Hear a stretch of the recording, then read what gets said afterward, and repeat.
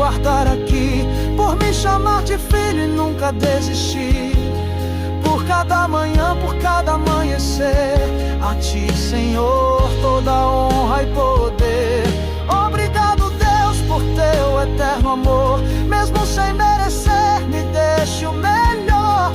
Hoje eu vivo só pra Te exaltar. Obrigado, Deus, Teu nome vou louvar.